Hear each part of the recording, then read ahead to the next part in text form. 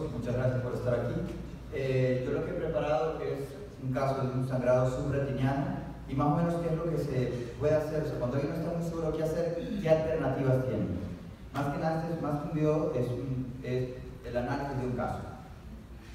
Entonces tiene tres objetivos principales esta charla. El primero es ver el diagnóstico diferencial de los sangrados subretinianos. Yo me acuerdo que en el programa de residencia donde estaba siempre nos decían, ve uno, haz uno, enseña uno. Entonces posiblemente algunos no conozcan este diagnóstico diferencial, ya puedan aprender un diagnóstico más para sus casos. El otro es qué hacer cuando no se está tan seguro de qué hacer. Y esto es porque siempre en los congresos uno se reúne con otros compañeros, comenta sus casos un poco más complicados, lo segundo que hubieras hecho. Entonces, ¿qué otras herramientas tenemos para manejar esto? Y por último, lo de medicina basada en evidencia, superando las dificultades que hay en Ecuador, y para esto quiero hablar un poco acerca del proyecto SimHub, que es un sitio web pirata donde uno puede conseguir artículos médicos. Entonces voy a hablar sobre el caso de una paciente de 89 años, ella vive en Lima, Perú, y estaba visitando a su hija que vivía en Ecuador. A lo que está aquí en su visita refiere una disminución de su campo visual superior en el ojo derecho. Como antecedentes patológicos personales, negado. Aparentemente la señora de 89 años es más sana que conocida.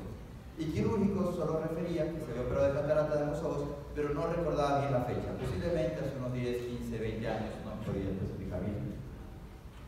Su obesidad visual sin corrección era 20-70 en ambos ojos y con corrección 20-25. Mostramos ahí la refracción que ella trae. Las pupilas están normales, sin presencia de marcos Gould, ortoforia, los movimientos oculares conservados, y a la biomicroscopía, la córnea clara con lente ocular bien centrado en ambos ojos.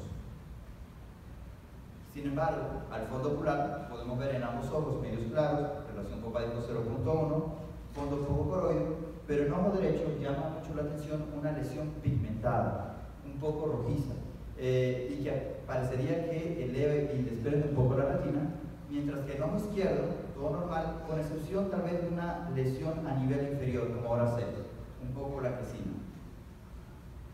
Entonces en este momento uno se pone a pensar, bueno, ¿qué puede ser esta lesión pigmentada? No pensaría en primera instancia sangre, pero ¿qué nomás puede ser?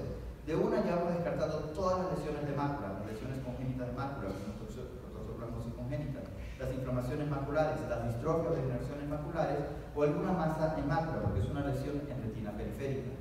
Y cuando tenemos una lesión en retina periférica, uno también quiere descartar diferentes tipos de pigmentación periférica.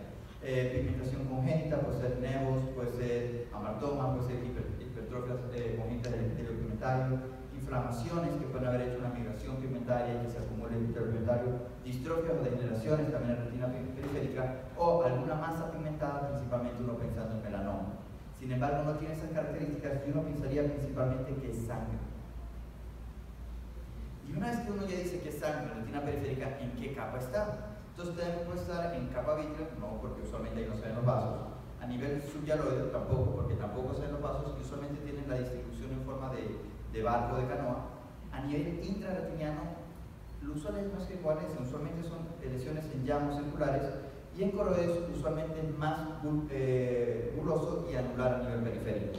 Por lo tanto, por las características que tienen, que se pueden ver los vasos encima de esta lesión, uno pensaría que más es una lesión subretiniana. Cuando uno ya tiene que es una lesión subretiniana, dice, ¿por qué sangró? ¿Por qué en un paciente de 89 años va a sangrar debajo de la retina? Uno quiere descartar alteraciones en la coagulación, la paciente refería que era una de las más sanas que había visto yo de 89 años, ni otro antecedente patológico, y no tiene más sintomatología sistémica, por lo tanto no está dentro de mi primer diagnóstico diferencial. Lo otro puede ser un vaso normal que se haya roto, con trauma o desprendimiento vitreoposterior, ni antecedente de trauma, y usualmente cuando es desprendimiento vitreoposterior se está acompañando un desprendimiento de retina con el recno, dato que no se ve. Por lo tanto, uno piensa que es un vaso anormal que sangró. Y uno pensando en los vasos anormales, piensa que puede estar en retina, en coroides o nervio óptico. Descartamos principalmente los de nervio óptico porque obviamente no es una lesión allí.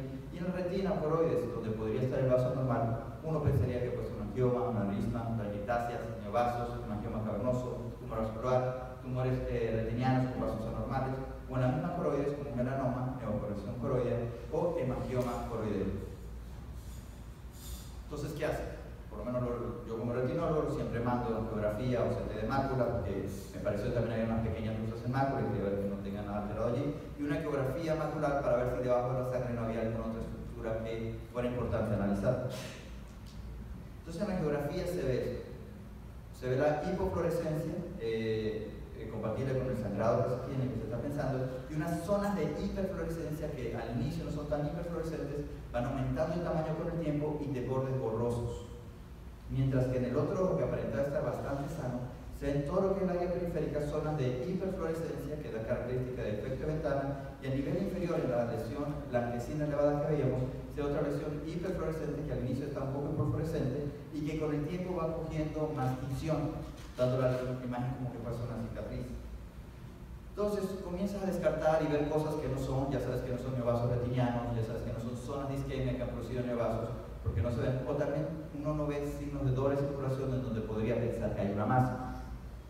Cuando vi estas lesiones geográficas, lo que más se parecieron en ese momento fue tal vez una membrana muscular oculta, pero se ve degeneración macular asociada a la edad, no es una lesión que está en la mácula, y en el otro ojo se parecía mucho a una cicatriz, pero no tenía una idea clara de qué podría ser esta cicatriz.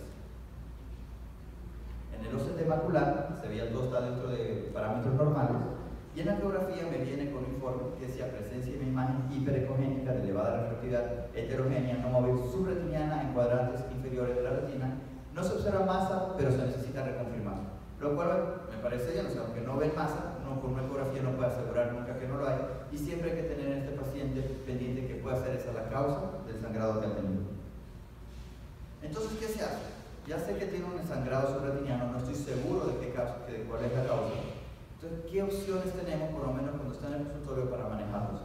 Actualmente, con la globalización y las tecnologías actuales que tenemos, hay varias formas de contestar esta pregunta de forma rápida. Tenemos grupos de correos, como FacoElche, tenemos grupos de WhatsApp, como Grupo de Retinas de Sudamérica, Centroamérica, Caribe, o el SPRP. Y hay grupos en Facebook también, donde uno puede poner casos complicados que pueden ser analizados por muchos otros especialistas de diferentes partes del mundo y darte en tiempo real su opinión y su respuesta.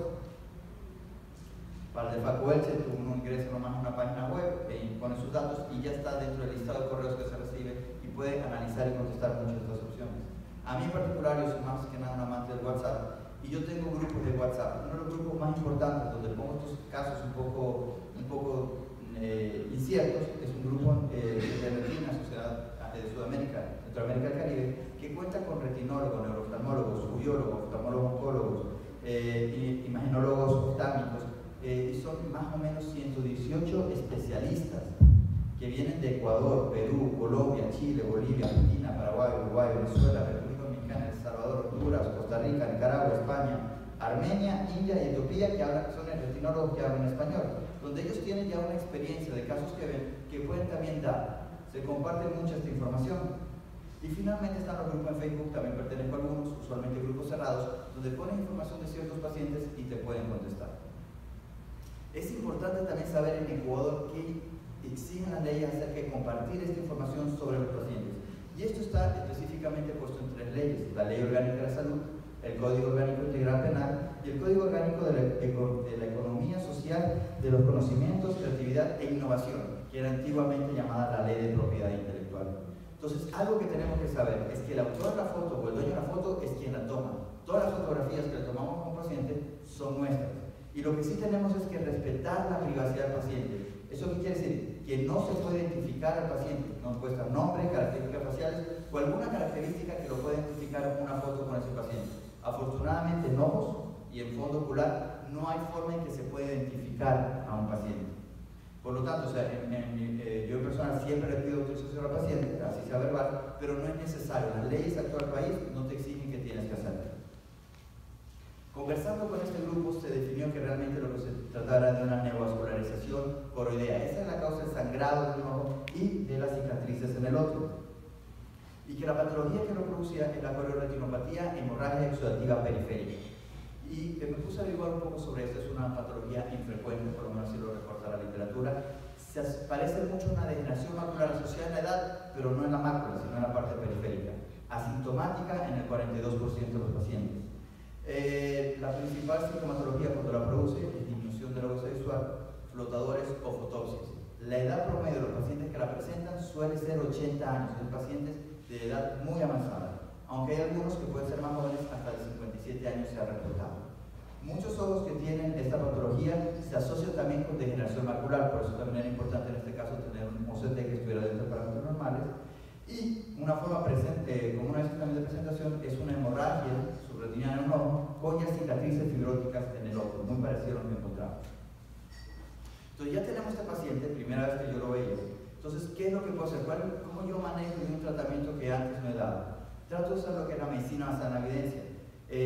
Concepto dado por David Secker, que se parece un poco a Papá Noel, y que también fue muy popularizado, que también lo ha avanzado mucho, el que es Archie Cochrane. Y es lo que recomiendan usar estimaciones matemáticas de riesgo, beneficio y daño derivados de estudios de alta calidad de poblaciones para tomar informaciones clínicas, decisiones clínicas para el diagnóstico, investigación y tratamiento en este paciente individual. Entonces, obviamente, lo que hago en nuestro caso, pongo este diagnóstico en PubMed, me dio que había 25 artículos disponibles, de esos solo 8 gratuitos y los otros había que pagar. ¿Cómo uno puede hacer aquí en Ecuador para conseguir estos artículos que usualmente tienen un costo de $30 o más? Y esta es la página web que me ha cambiado mucho la vida. Yo antes, siempre desde la universidad, he estado ocupando mucho el artículo, me gustaba mucho la investigación, y yo pasé desde tener claves pirateadas, a pertenecer a grupos donde compartían artículos, a hacerme amigo de bibliotecarios internacionales o de grupos de investigación internacionales que te facilitaban artículos y que a veces esperaban muchísimo. Pero actualmente con esta página, es una página que se creó en el 2011, uno pone la dirección web o el bio de la misma y esta te la encuentra instantáneamente. Tiene actualmente 65 millones de artículos en esa base de datos. La que la designó es Elendra Banca. Ella fue escogida por la revista Nature en el 2016 como una de las 10 personas más influyentes en la ciencia a nivel mundial. Y con esto aquí pueden conseguir todos los artículos que no estaban antes disponibles. Entonces, para el pronóstico y tratamiento de este paciente, lo que estos artículos sabían resumir es que suelen derivarse como probables melanomas, un diagnóstico diferencial de algunos pacientes son melanomas. Usualmente el tratamiento es la observación.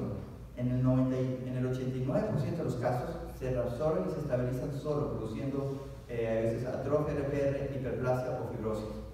A largo tiempo se puede observar también que la mácula se puede acompañar de degeneraciones y estas pueden sangrar y producir hemovitrios. Cuando producen hemovitrios, a veces son necesarios la vitrectomía, la fotopoblación y en menos del 12% es necesario intravítreos antiangénicos, drenar la sangre subretiniana o sub-EPR. En este caso en particular, lo que se decidió hacer es observarla, mandar el control con retinólogo porque ella desea volver a Lima, entonces ya me tengo que tratar aquí o ya regreso, pues usualmente se observa, regresa a Lima. Gracias a estos contactos también que uno tiene ya en Lima, el retinólogo también que ya conocía acerca del caso, y ella refiere que allá en Perú el escotoma aumentó, el retinólogo confirma que el sangrado subretiniano aumentó y él decide poner antiangénicos. Después de la inyección de antiangénicos, el sangrado subretiniano desapareció. Entonces, como conclusión y como mensaje de esta charla que quería dar, que quería ver si es que como que hay un grupo de personas de tan diversas, o sea, de un nivel académico muy elevado y de una edad muy diversa, o sea, quería ver si es que había un mensaje que podía llegar a cada uno. Tal vez muchas de estas cosas ya algunos lo sabían, pero espero que por lo menos algunos de estos mensajes puedan llegar a alguno de ellos, o porque le haya parecido interesante. El primero es que dentro del diagnóstico diferencial de sangrados subretinianos ya están dentro del arsenal la cororetinopatía hemorrágica exudativa periférica, que cuando uno no está a veces tan seguro de qué hacer, no es que no sabe qué hacer, pero no estás tan seguro de qué hacer, sabes que existen grupos, ya Internet nos está conectando, a algunos les funciona más el correo, a otros más el Facebook, a mí en particular me gusta mucho lo que es el WhatsApp, y que ya en Ecuador sí podemos implementar lo que es medicina basada en evidencia de gran calidad, porque gracias a lo que es el SiteGroup Project podemos encontrar artículos accesibles. Para finalizar, solo quería recordar lo de la encuesta que se está haciendo online acerca de las cirugías de catarata. Ya tenemos 2 años consecutivos, se ha hablado mucho que en la crisis del 2015 bajaron la cantidad de cirugías de catarata, por lo menos de lo que se ha podido recolectar ha bajado un 8.2% comparado a lo que ellos reportaron en el 2014. Si nos ayudan con datos del 2016, podemos hacer seguimiento de qué es lo que está pasando con las cirugías del Ecuador. Muchas gracias.